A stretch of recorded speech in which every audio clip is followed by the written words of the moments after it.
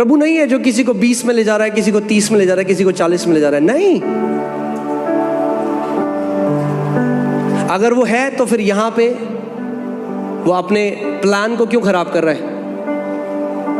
अगर उसी ने चुना है कि कोई 30 में जाएगा, कोई 20 में जाएगा, तो क्यों उसका वचन कहता है अपने माता पिता का आदर कर और तेरा पृथ्वी पे क्या होगा, तो लंबा जिएगा। यानी आप पृथ्वी पे ऐसी चीजें कर सकते हैं जिससे आपका जीवन बढ़ सकता है, और ऐसी चीजें भी कर सकते हैं जिससे आपका जीवन घट सकता है।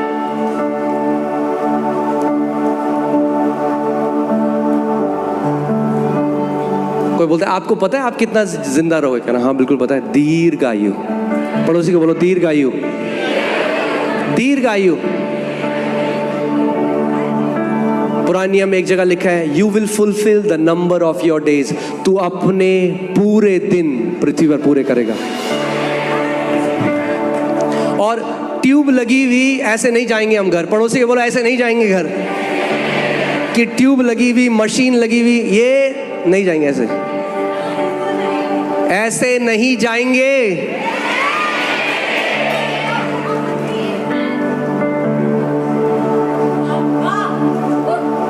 ये तरीका नहीं है संतों के घर जाने का।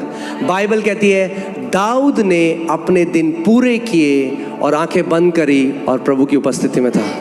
ऐसे जाएंगे।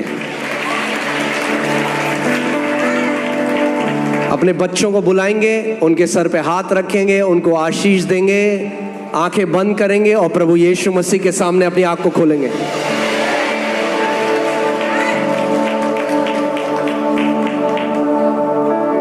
इसीलिए क्यों परमेश्वर का वचन कहता है हमें मनन करने के लिए उसका वचन। अब आप कई लोग कहते हैं, एक बहन आई थी यहाँ कलीसिया में, तो बहुत पुरानी बात है, उस टाइम हम केवल 30-40 लोग होते थे, तो मैंने उनको नया नियम दिया। मैंने कहा बहन आप ये पढ़ो।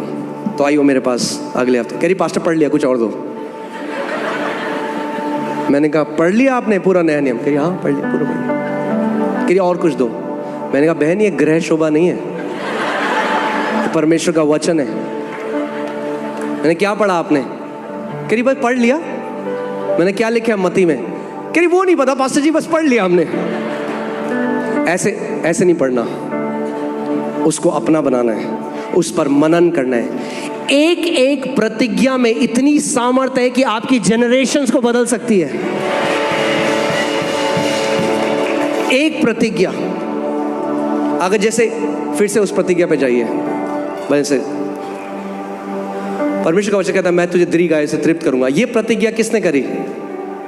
हाँ अरे बोलो, क्या परमेश्वर ने ये कहा कि मैं तुम दीर्घायु को प्राप्त करोगे? नहीं, उसने कहा मैं तुम्हें दीर्घायु से तृप्त करूंगा।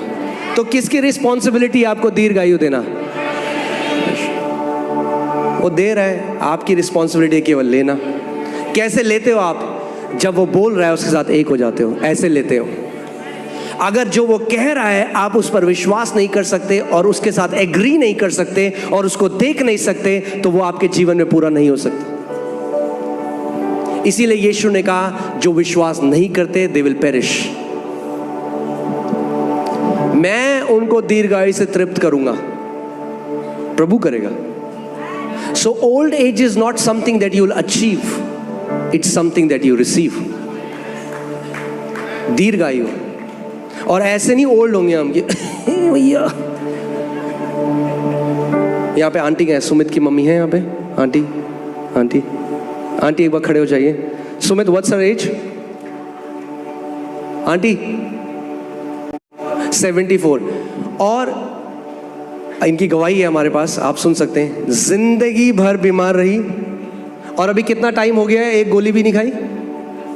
10 साल से एक गोली नहीं खाई, क्योंकि इंसान केवल रोटी से और गोली से जीवित नहीं रहेगा, मगर हर एक उस परमेश्वर के वचन से जो उसके मुख से निकलता है।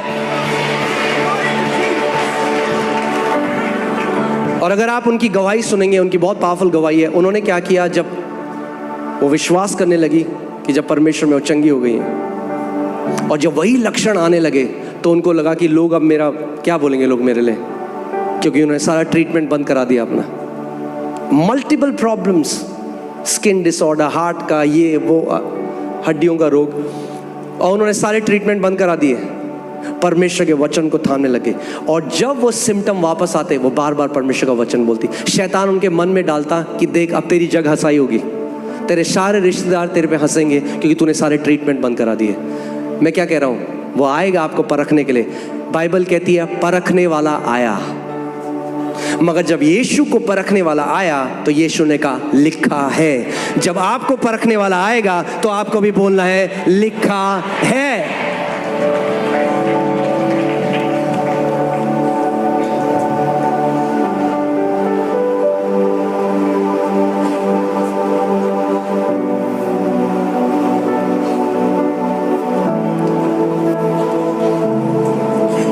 आमीन। और आज 10 साल हो गए, एक गोली नहीं खाई और पूरी रीति से चंगी है, 74। तो मैं क्या कह रहा हूं,